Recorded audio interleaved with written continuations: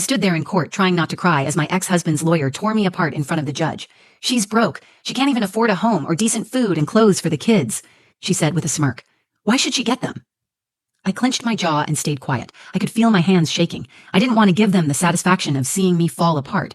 The judge nodded slowly, as if he agreed. That moment felt like the air was being sucked out of my chest. All I could think about were my children, Luca and Aria. What would happen if they were taken from me and handed over to a man who only cared about control and appearances? I couldn't afford a lawyer like his. I couldn't afford anything, really. I was barely holding on. But I was here. I showed up. And I was doing everything I could for my kids. Then, just as I felt myself slipping into that quiet panic where your body is still, but your thoughts are screaming, my 7-year-old son stood up. "Mom," he said loud enough for the courtroom to hear, "can I show the judge the letter I found in Dad's safe?" The room froze. Everyone turned. Derek stiffened. His lawyer blinked like she'd just been slapped. Even the judge stopped mid-sentence. I didn't know what letter Luca meant. My heart pounded. He had never said anything about a letter, but I nodded. And as he walked toward the bench with that folded piece of paper in his small hand, everything changed. I wasn't always the kind of woman who sat in court afraid to speak. I used to be confident. I had a job I loved, friends I laughed with, dreams that felt real. But when I married Derek, things changed slowly, and then all at once. He wasn't always cruel. In the beginning, he was charming, generous, and convincing. He told me I didn't need to work. He said I should stay home, raise the kids, and let him handle the money. "You've done enough," he said once. "You deserve rest." I didn't realize what I was giving up when I agreed. My independence, my voice, my safety net. I became invisible in my own life. After our daughter Aria was born, Derek started changing. He was always tired, always critical. Every dollar I spent was questioned. If I bought diapers without checking the sale price first, I got silence for hours. If I mentioned going back to work part-time, he'd remind me I didn't have a recent resume or say, "We don't need your help. We need you to be a good mom." By the time he left, I had nothing. No savings, no lawyer. No one in my corner except my kids. He cut off the joint account and moved in with someone new. He hired a lawyer right away. I couldn't even afford one. I went to the free legal clinic at the county courthouse and stood in line for 2 hours, holding a folder full of receipts and photos of my kids eating boxed macaroni on paper towels because we didn't have clean dishes. Our apartment was small. I worked 2 cleaning jobs under the table just to stay ahead of the rent. We didn't have cable or internet. I used a prepaid phone and hoped it wouldn't run out of minutes if the school needed to call me. I washed my kids' clothes by hand in the bathtub sometimes. The water heater barely worked, so I'd boil water on the stove and mix it in buckets. Luca never complained. Aria would hum little songs while I scrubbed her socks. I didn't tell anyone how bad it got, not even my mother. I was too ashamed. She'd warned me about Derek years ago, said he looked at people like they were transactions. But I was too in love back then to listen. When the court date came, I was terrified. Derek had filed for full custody, claimed I was unfit. He said I was unstable, poor, unable to provide a good life. His lawyer was brutal. They brought spreadsheets and photos of his beautiful home. They wore expensive suits and smiled like everything was already decided. I walked into the courtroom with a borrowed dress, a hand-me-down blazer, and a plastic folder with school records, attendance sheets, and a letter from our landlord confirming I'd never missed a payment. I knew it wasn't enough, but I had to try. For Luca. For Aria. That morning, Luca held my hand as we walked up the courthouse steps. "Is it going to be okay?" he asked. I smiled, but it felt thin. "Yes, baby, it's going to be okay." But I wasn't sure. I wasn't sure of anything. All I knew was that I loved my kids. I knew what it was like to go without and still put them first. I knew what it felt like to cry quietly in the bathroom after bedtime so they wouldn't see. I knew how hard I worked to make their little world feel safe when everything around us was shaking.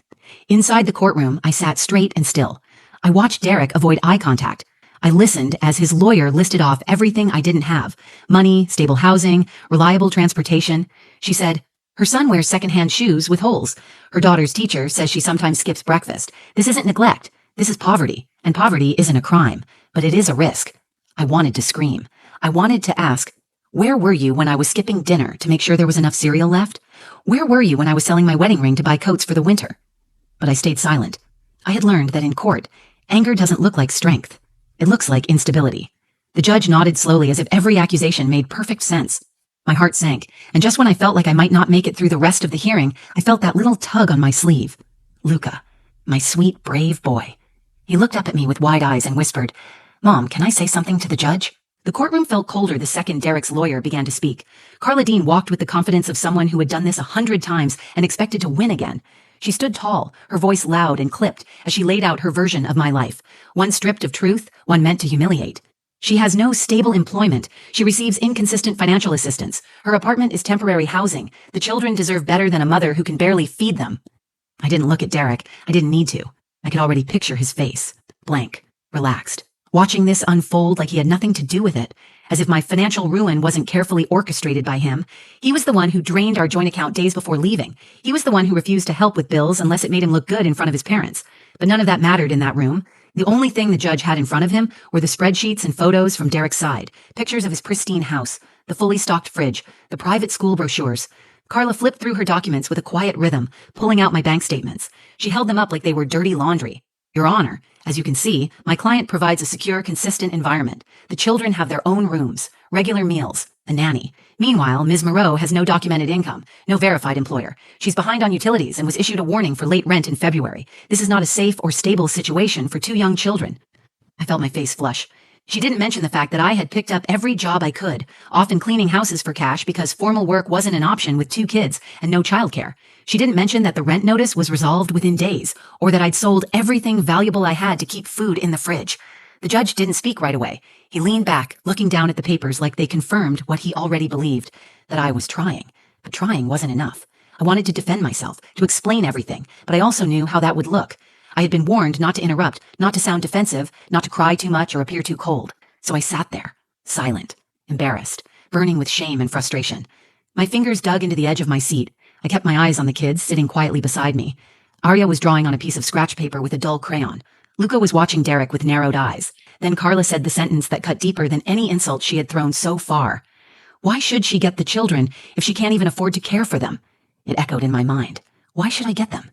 I held back the tears that were pressing behind my eyes. I knew my reality wasn't impressive on paper. I didn't have new clothes for them. I couldn't afford fancy lunches or ballet classes. But I was there every night.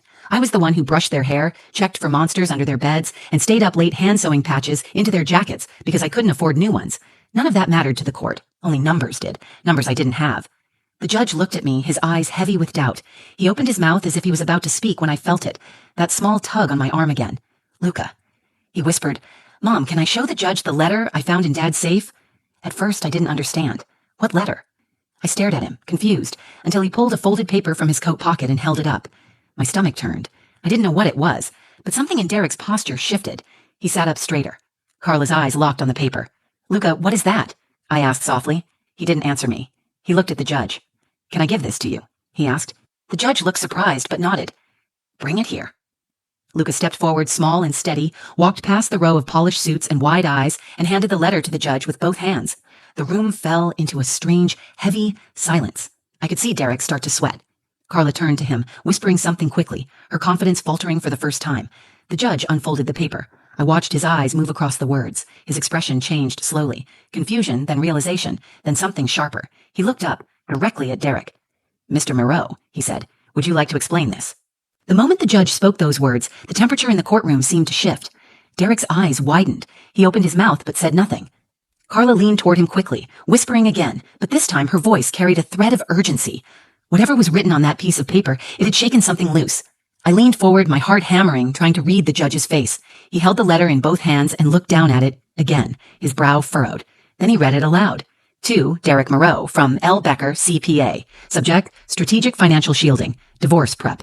Then he paused, glancing at the courtroom, then back at Derek. This is a financial strategy letter, dated 3 months before your divorce was filed. It details instructions for opening offshore accounts, transferring assets to shell LLCs, and minimizing reported income in order to influence custody and support proceedings.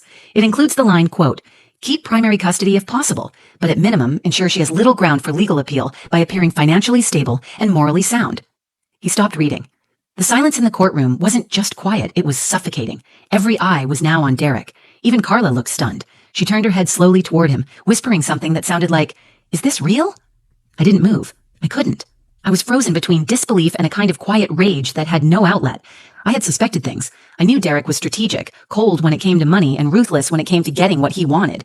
But to see it in writing, to hear a judge read it out loud in front of my children, was something I never imagined.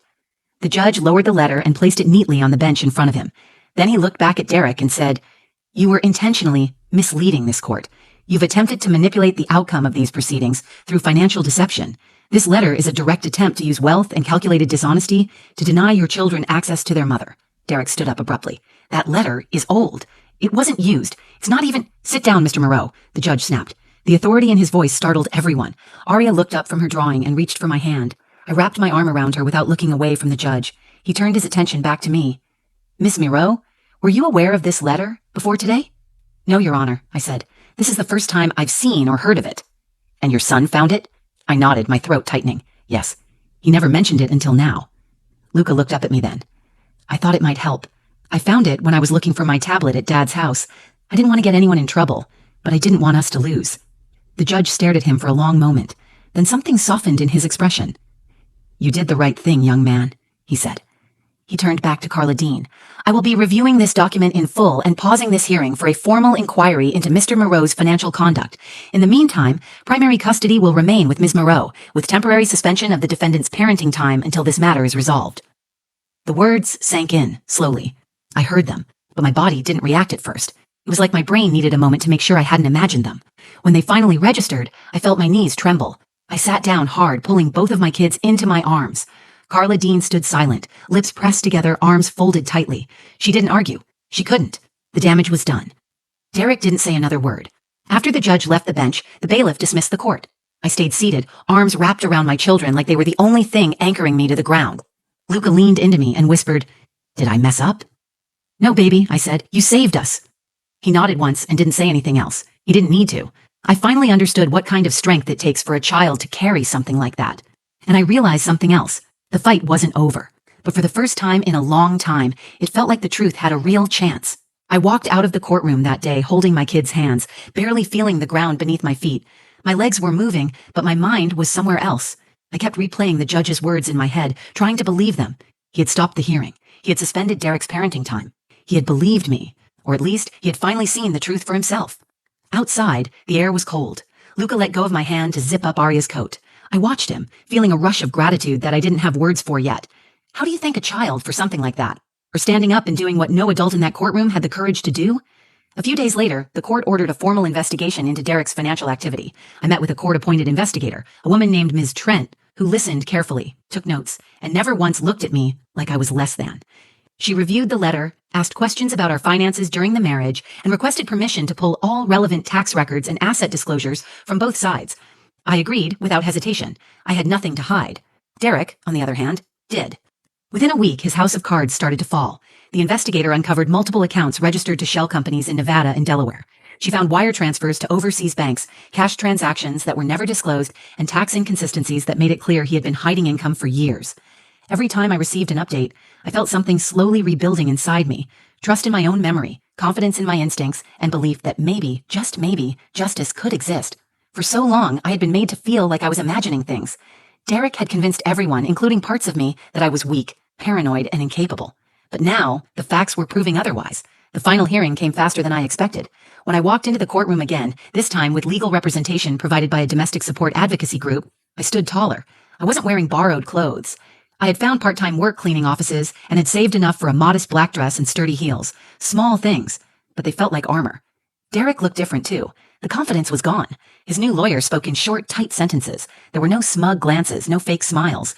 The courtroom had shifted. The judge entered and began the session with a statement.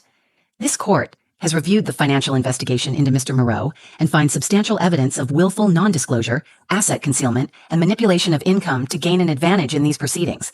This behavior directly contradicts the best interests of the children involved. He paused and looked down at me.